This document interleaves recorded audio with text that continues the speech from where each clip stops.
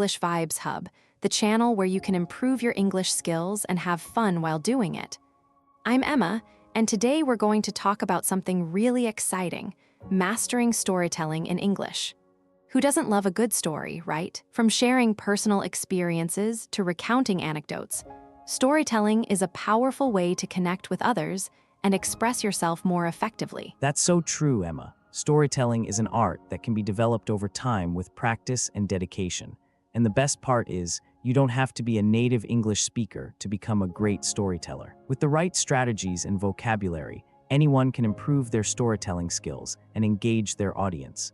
So, let's dive right in and explore some of the key elements of storytelling in English. One of the most important things to keep in mind when telling a story in English is to use descriptive language.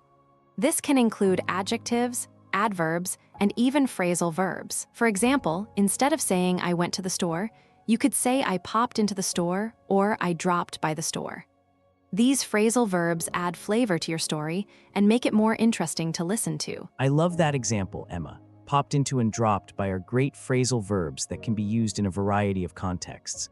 Another one that comes to mind is ran into. For instance, you could say "I ran into an old friend at the store" to convey that you met someone unexpectedly. These phrasal verbs can really help to bring your story to life and make it more engaging for your audience. Exactly. And it's not just about using individual phrasal verbs, but also about combining them in a way that sounds natural and fluent. For example, you could say "I was running errands all day, and then I popped into the store to pick up a few things. As I was browsing the aisles, I ran into an old friend, and we ended up chatting for a while." See how the phrasal verbs "running errands," "popped into," and "ran into" all work together to create a cohesive and interesting story. That's a great example, Emma. It sounds like a natural conversation, and the phrasal verbs really add to the flow of the story. Another idiom that can be useful in storytelling is to cut to the chase. This means to get to the point or the most interesting part of the story without beating around the bush. For instance, you could say "Let me cut to the chase. The most exciting part of the story is when I accidentally met a celebrity at the party." I love that example, Liam. To cut to the chase is such a useful idiom, especially when you're telling a long story and you want to keep your audience engaged. And speaking of engagement, it's also important to use questions and prompts to encourage your listener to participate in the conversation. For example, you could say "Have you ever had a similar experience?"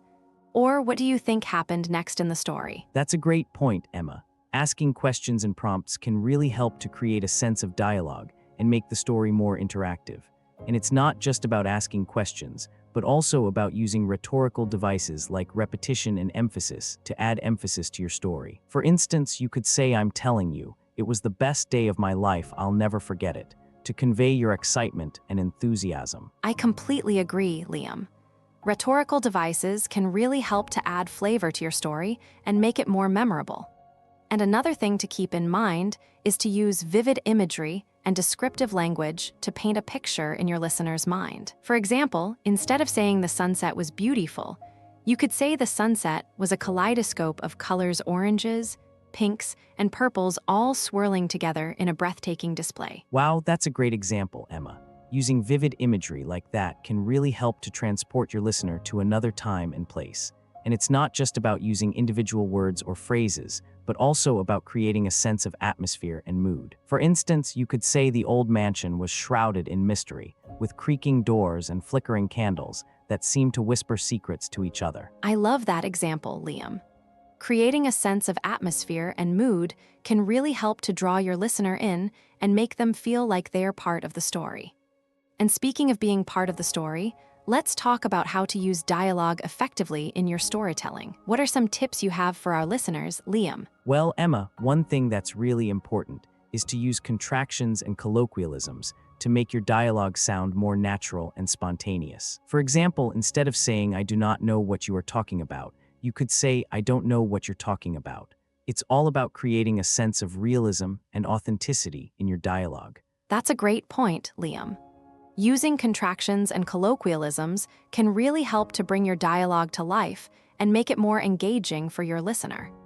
And another thing to keep in mind is to vary your sentence structure and pacing to create a sense of tension and suspense. For instance, You could use short, snappy sentences to build up to a dramatic climax, and then use longer, more descriptive sentences to slow down the pace and create a sense of resolution. I completely agree, Emma. Varying your sentence structure and pacing can really help to create a sense of drama and tension in your story. And it's not just about the individual sentences, but also about the overall narrative arc of the story. You want to create a sense of progression and development, with a clear beginning, middle, and end. Exactly, Liam. The narrative arc of the story is what keeps your listener engaged and interested. And speaking of engagement, let's talk about how to use humor and irony in your storytelling. What are some tips you have for our listeners, Liam? Well, Emma, one thing that's really important is to use self-deprecation and irony to create a sense of humor and lightheartedness in your story. For example, you could say, "I'm such a clumsy person. I tripped over my own feet and face-planted in front of a crowd of people." It's all about not taking yourself too seriously and being willing to laugh at yourself. I love that example, Liam. Using self-deprecation and irony can really help to create a sense of humor and lightheartedness in your story. And another thing to keep in mind is to use exaggeration and hyperbole to add emphasis and create a sense of drama. For instance, you could say, "I was so hungry, I could have eaten a whole elephant." It's all about using language in a creative and playful way to engage your listener. That's a great point, Emma. Using exaggeration and hyperbole can really help to add emphasis and create a sense of drama in your story. And it's not just about the individual words or phrases, but also about the overall tone and atmosphere of the story. You want to create a sense of consistency and cohesion, with a clear tone and style that draws your listener in and keeps them engaged. I completely agree, Liam. The tone and atmosphere of the story are what create a sense of immersion and engagement for your listener. And speaking of immersion, let's talk about how to use sensory details to bring your story to life. What are some tips you have for our listeners, Liam? Well, Emma, one thing that's really important is to use sensory language to describe what you saw, heard, smelled, tasted, and felt in the story. For example, instead of saying the beach was nice, you could say the beach was a sensory paradise, the sound of the waves crashing against the shore, the smell of salt water and coconut sunscreen, the feel of the warm sand between my toes. It's all about creating a vivid and immersive experience for your listener. I love that example, Liam. Using sensory language can really help to bring your story to life and create a sense of immersion for your listener. And another thing to keep in mind is to use metaphors and similes to create vivid and memorable descriptions. For instance, you could say the city was a jungle dense, vibrant, and full of hidden dangers. It's all about using language in a creative and imaginative way to engage your listener. That's a great point, Emma. Using metaphors and similes can really help to create vivid and memorable descriptions in your story. And it's not just about the individual words or phrases, but also about the overall narrative flow and pacing. You want to create a sense of rhythm and momentum, with a clear beginning, middle, and end that draws your listener in and keeps them engaged. Exactly, Liam. The narrative flow and pacing are what create a sense of tension and release in your story, and keep your listener engaged and interested. And speaking of engagement, let's talk about how to use cliffhangers and suspense to create a sense of anticipation and excitement in your story. What are some tips you have for our listeners, Liam? Well, Emma, one thing that's really important is to use cliffhangers and suspense to create a sense of anticipation and excitement in your story. For example, you could say, "And then, just as I was about to leave, I received a mysterious message that changed everything." It's all about creating a sense of intrigue and curiosity and leaving your listener wanting more. I love that example, Liam. Using cliffhangers and suspense can really help to create a sense of anticipation and excitement in your story, and keep your listener engaged and interested. And that's all the time we have for today, but we'll be back with more tips and strategies for mastering storytelling in English. Stay tuned, and let's continue the conversation in our next episode. Welcome back to English Vibes Hub. I'm Liam, and I'm here with Emma. Today, we're diving deeper into the world of storytelling in English, focusing on sharing personal experiences and anecdotes. Emma, I loved how we left off last time, talking about using cliffhangers and suspense. I think it's also important to discuss how to naturally weave in descriptive language to paint a vivid picture for our listeners. Absolutely, Liam. Using descriptive language can really bring a story to life. For instance, instead of saying I went to the beach, you could say I strolled along the sun-kissed beach, feeling the warm sand between my toes and listening to the sound of the waves gently lapping at the shore. It's all about creating an immersive experience for your audience. That's a great example, Emma. And speaking of great examples, I'd like to share a personal story that illustrates the power of descriptive language in storytelling. So last summer, I embarked on a journey to hike through the Scottish Highlands. The experience was nothing short of breathtaking: the rolling hills, the sparkling lochs, and the quaint villages we passed through. It was like stepping into a painting. Wow, Liam, that sounds incredible. I'm sure our listeners are eager to hear more about your adventure. While you were sharing, I noticed you used the phrase embarked on a journey. This is a great example of a phrasal verb, which is to embark on something. It means to start a new project, journey, or venture.